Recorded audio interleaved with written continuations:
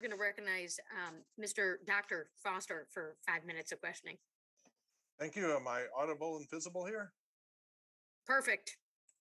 Great. Well, thank you, Chairwoman Stevens, Ranking Member Waltz, and our witnesses for joining us here today and for taking time out from what I presume are your detailed planning on how you're going to invest the funds from the bipartisan infrastructure bill that we sent you last week.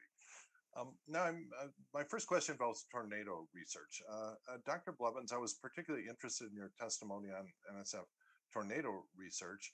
Back on June 20th, a tornado swept through my district in suburban Chicago and caused millions of dollars of damage, and in some cases, complete destruction to homes and properties in my district. Now, fortunately, no lives were lost, in large part because of the timely cell phone warnings that allowed people to seek shelter, often only minutes or seconds before the tornado hit. So constituents in my district don't have to be convinced of the value of detailed and timely micrometeorological forecasts and information.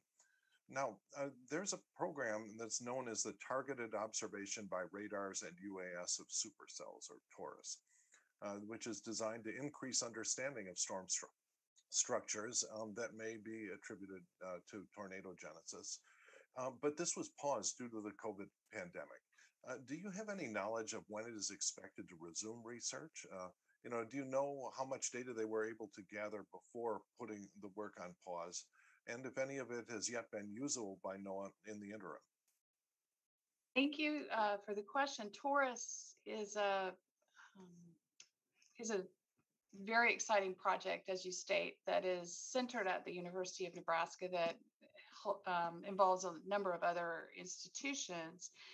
And I understand that they were originally scheduled to do field campaigns in 2019 and 2020. They were able to do the field campaign in 2019, and I think they paused for 2020 and 2021. And my understanding is that they should pick back up again in 2022. And I think that is when that experiment will be able to get. Well, how do you generally view the future of this kind of intensive targeted measurements, that follow a storm, compared to just increasing the quality and the density of fixed ground-based measurements? Oh, I think they're going to become much more important as we move ahead, getting the data sort of in the real world. And I think NSF has a really great mechanism to send teams out to do that through its rapid funding mechanism. We can actually get those. We ask the PIs to justify why they can't get the data any other way other than doing this. And we're able to get those awards out sometimes as quickly as just a couple of days turnaround. And so NSF is really geared up. We also have a facility that's centered out of the University of Washington that we call the Rapid Facility. It's part of NERI, actually.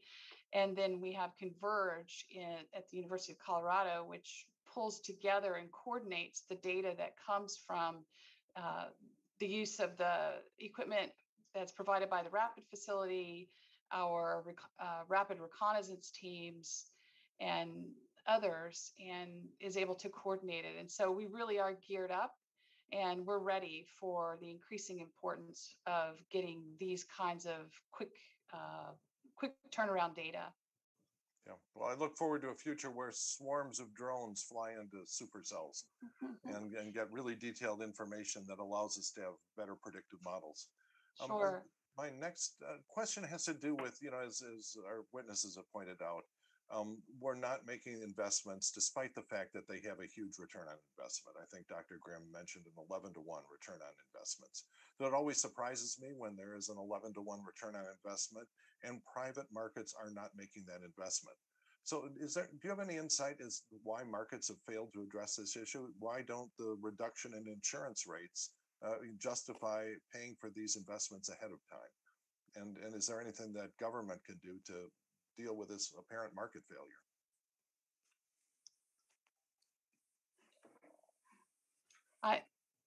Well, this is I guess I can kick this to Dr. Grimm since he mentioned the return on investment.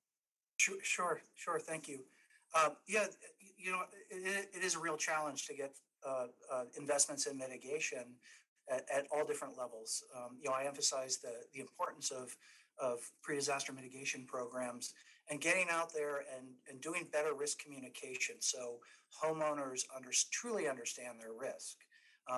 Whether it's from flood or earthquake or wind, uh, you a lot of folks think that they may not be at risk because they have an experience event or a loved one has an experience event. So it's really personal and doing a better job at risk communication across the nation, not just the federal government, but at all levels, and teaming with the private sector. Folks, for example, in the reinsurance arena, very important partner that we have who use data sets that we produce here at FEMA and use data sets, for example, from NOAA and other agencies. We recently put out something called the National Risk Index, and it's very unique.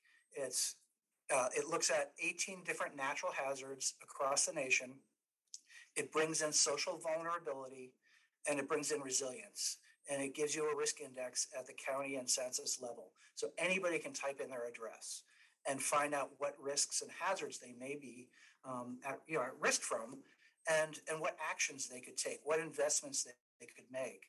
So some of the private sector firms are leveraging our NRI, our National Risk Index, in their risk communications, and just doing a better job and for everybody at the state, local, tribal, territorial level to understand what investments to make, see that return on investment in our pre-disaster mitigation. All right, thank you. It looks like my time's expired and I yield back. Yep. And with that, we're going to go to Dr. Baird for 5 minutes.